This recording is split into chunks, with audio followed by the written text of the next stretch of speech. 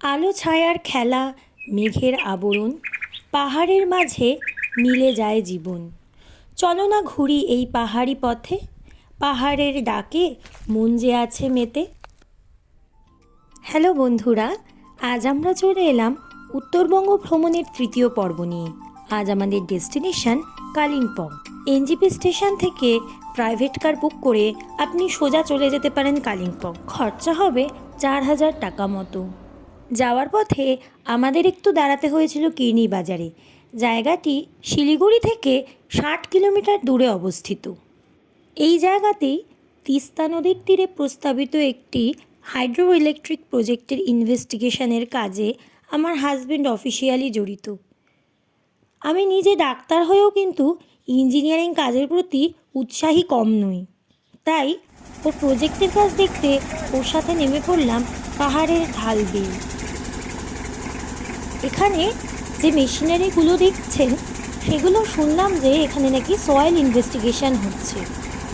আরও জানতে পারলাম যে মাটির নিচে প্রায় 20-30 মিটার অবধিও সয়েল স্যাম্পল কালেকশন চলে, যতক্ষণ না সলিড রক লেয়ার পাওয়া যাচ্ছে। এটি কোনো জনপ্রিয় ট্যুরিস্ট স্পট নয় তা ঠিক, কিন্তু এখানকার নৈসর্গিক দৃশ্য আপনার মন ছুঁয়ে যেতে বাধ্য, ঠিক যেন হাতে আঁকা একটি ছবি।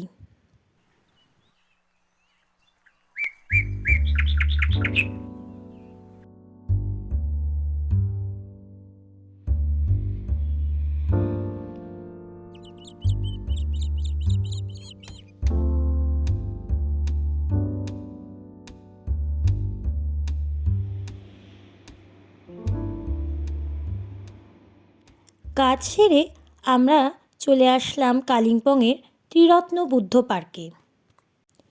এই মনাস্ট্রির অত্যন্ত সুন্দর কারুকার্যময় স্থাপত্য এবং সেই পাহাড়ি শান্ত পরিবেশ আপনার মন ভালো করে দেবে।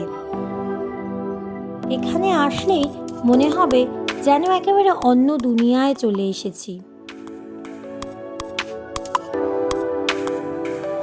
এটা আপারিচাই ভিউ পয়েন্ট। এখান থেকে কাঞ্চনজঙ্ঘা খুব পরিষ্কারভাবেই দেখা যায়। কালিম্পংয়ের এই সুন্দর স্থানটি ফটোগ্রাফি প্রেমিকদের জন্য কিন্তু একটি আদর্শ গন্তব্য।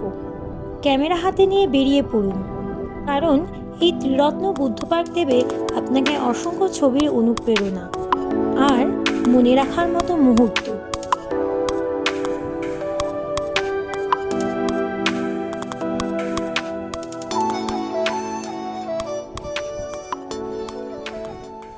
এখানে ঘুরে বেড়াতে বেড়াতে আপনি বৌদ্ধ সংস্কৃতির স্নিগ্ধ ছোঁয়া পাবেন।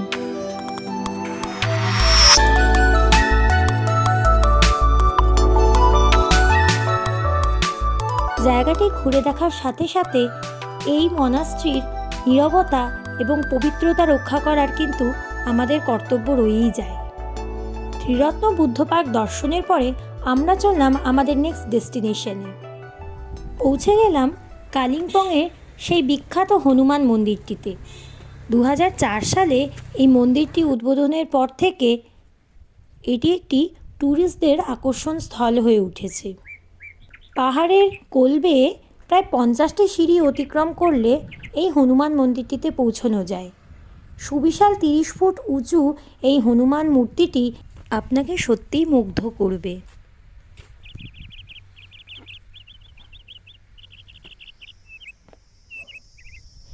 চারপাশে সবুজ গাছগাছালি এবং পাহাড়ের দৃশ্য এক কথায় সত্যিই মনোমুগ্ধকর।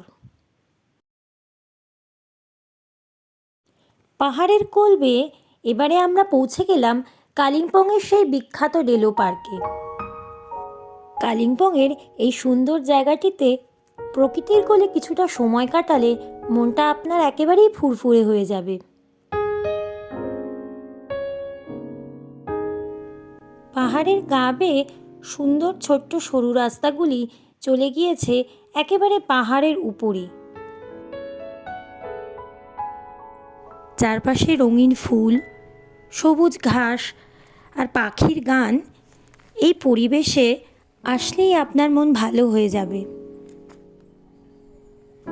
কর্মজীবনের ব্যস্ততার মাঝখানে অল্প সময় নিয়েও আপনার প্রিয়জনের সাথে কোয়ালিটি টাইম স্পেন্ড করার জন্য এই ডেলো পার্ক কিন্তু একদম পারফেক্ট।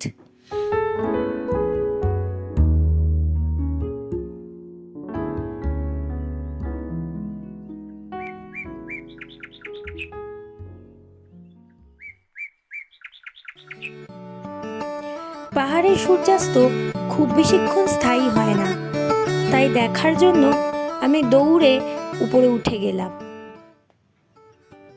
ডেলো পার্কে এসে বিকেলের এই পড়ন্ত রোদ আমাদের কাছে খুবই উপভোগ্য হয়ে উঠল।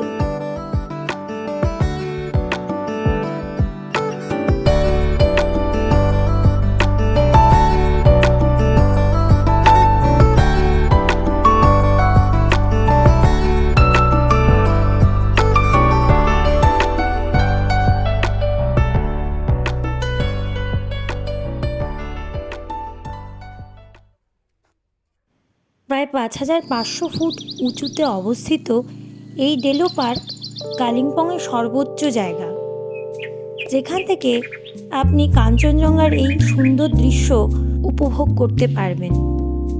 শুধু তাই নয়, নিচে বয়ে যাওয়া খরস্রোতা তিস্তা নদী এবং চারিপাশের উপত্যকার এই সৌন্দর্য আপনার চোখে ধরা দেবে এখান থেকে। তো বন্ধুরা, আমরা আমাদের 3 দিনের ছুটিতে উত্তরবঙ্গ সফরের একদম শেষ পর্যায়েতে এসে গেছি। এখান থেকে আমরা সোজা ফিরবো এনজিপি স্টেশনে। আপনাদের সঙ্গে আবার দেখা হচ্ছে আমাদের নেক্সট কোনো ডেস্টিনেশনে। সকলে ভালো থাকবেন, সুস্থ থাকবেন। নমস্কার।